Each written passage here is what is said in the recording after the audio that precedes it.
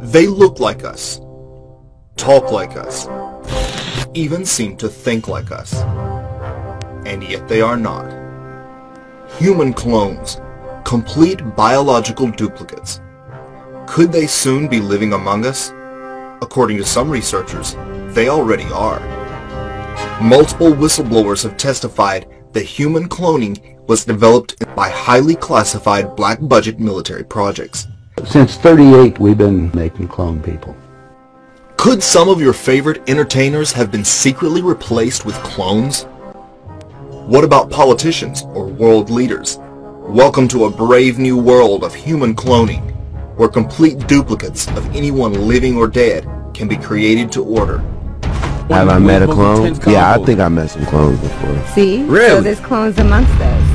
Now, with stunning new scientific breakthroughs, and several celebrities, including Nicki Minaj and B.O.B., tweeting about human cloning, what was once relegated to the realm of science fiction now appears to be a reality. It's time to take a closer look at human cloning.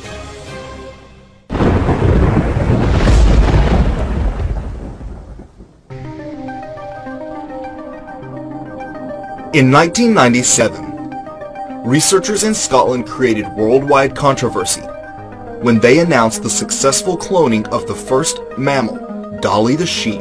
Cloning. Cloned from an adult sheep in a laboratory.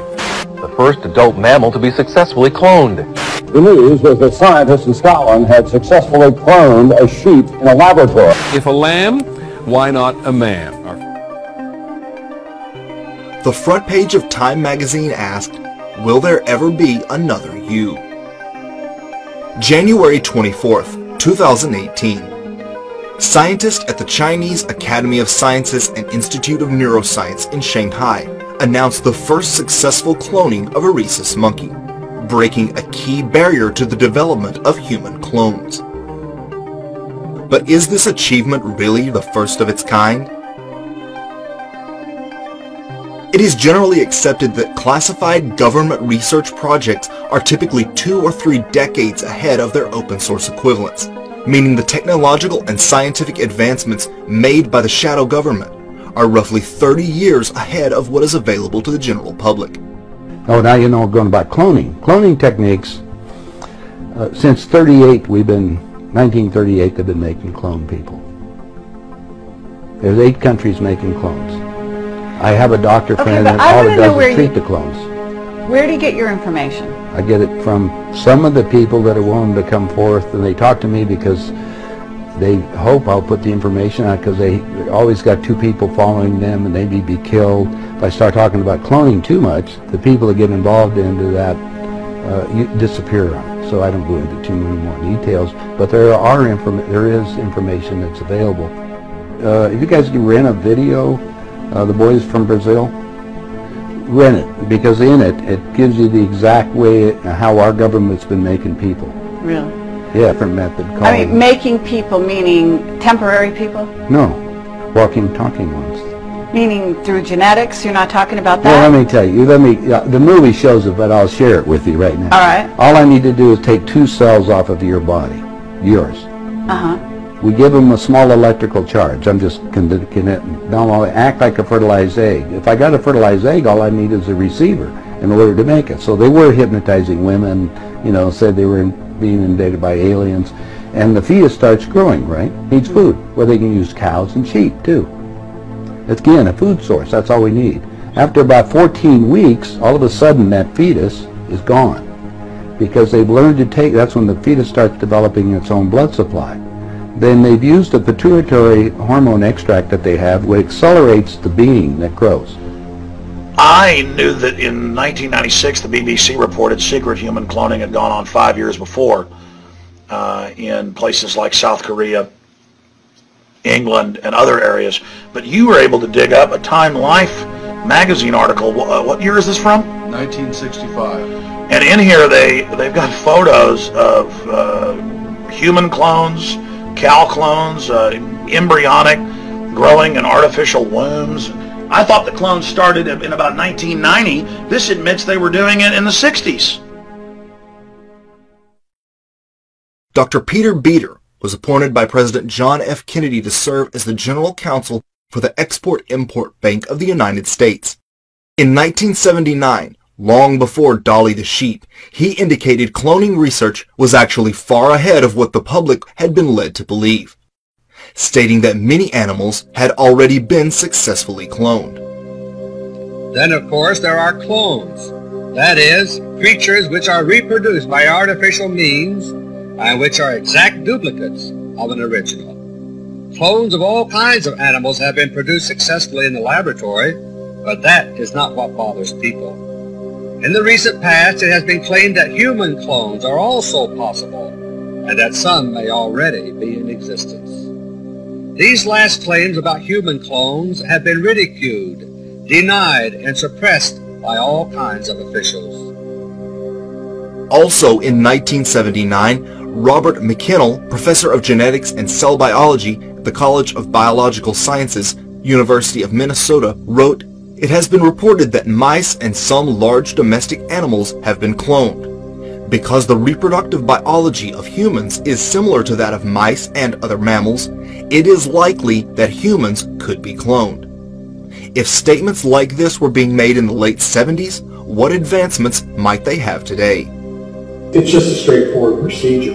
This is not something real complicated. They've been cloning all kinds of mammals. Don't you think that they have the ability to clone people?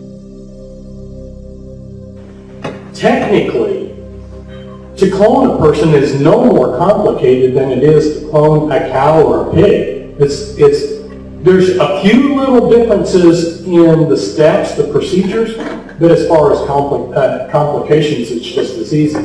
And I'm going to suggest to you that the Illuminati not only have the motive to clone, but they have the means. And if they have the motive, the means, what's that mean? It means that they're doing it. Since then, human cell cloning has helped the study of diseases like Parkinson's, but cloning humans would simply be unfair. Clone of a major baseball player, you'd expect that child to be a baseball player. He might not want. He might want to play soccer. Are we really to believe that the shadow government and Illuminati are restrained by ethical boundaries?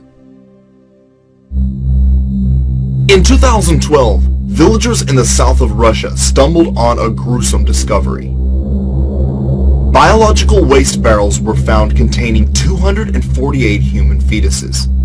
The mystery surrounding the source of the children's bodies led to conjecture by police and medical officials, with some experts speculating they had been the result of a top-secret Russian cloning project.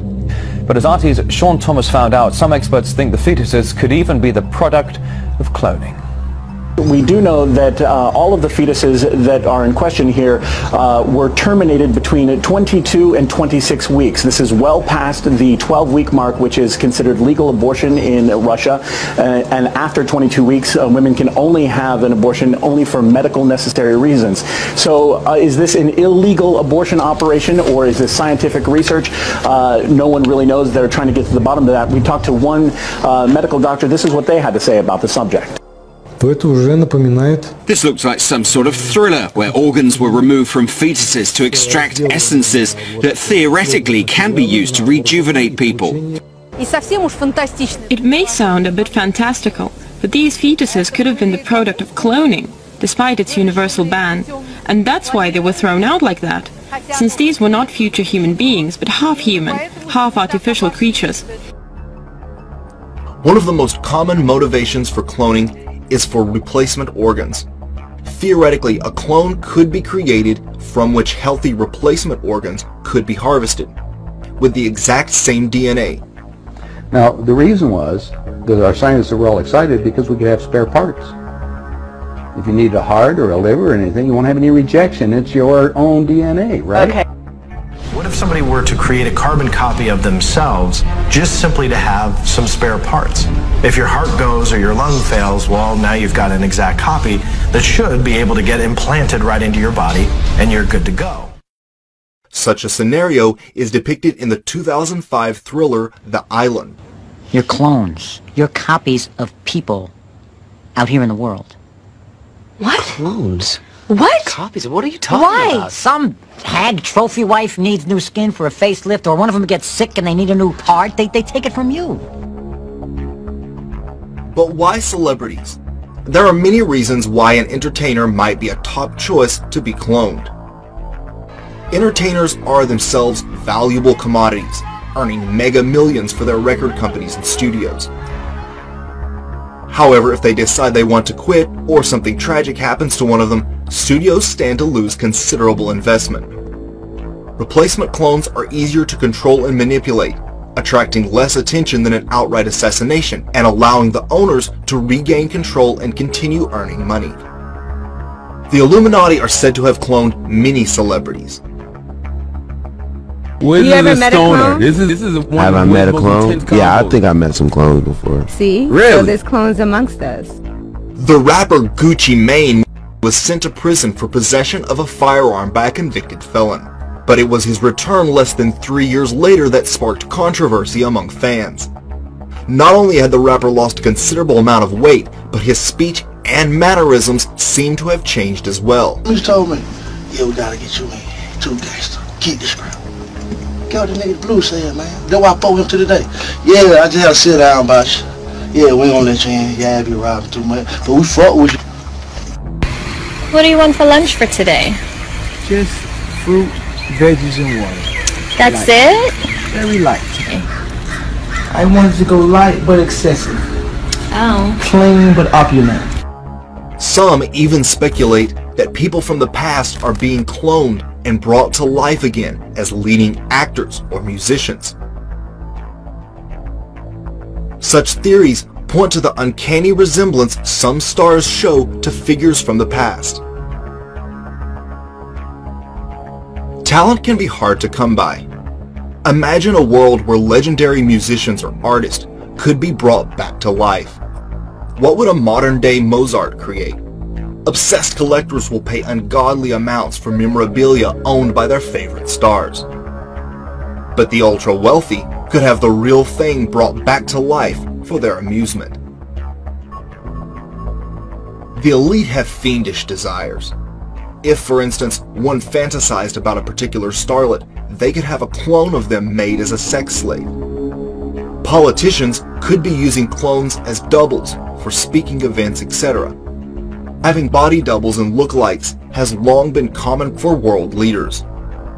Also, if a genuine candidate was elected president and didn't acquiesce to the shadow government's control, he or she could be replaced with a clone under MK Ultra mind control. Several celebrities have tweeted about human cloning or cloning centers. Others seem to be giving cryptic references in songs or music videos. Through the mass media, the shadow elite seem to be conditioning the public to the idea of cloning. Several movies and television shows seem to be hinting at the existence of human cloning. One such show is The Simpsons, a sitcom already known for predictive programming and the use of seemingly inside knowledge.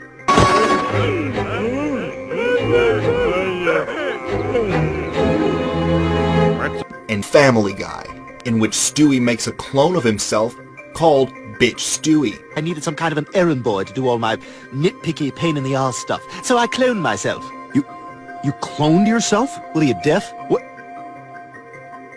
The New York Times recently revealed that Barbara Streisand had cloned her beloved dog. The fact that pet cloning is now available for those willing to pay 50 grand raises the likelihood that in the near future it would be possible to actually pay for human clones. Could it be the New York Times story was done to gauge the general public's reaction to the prospect of cloning and the various ethical issues it raises?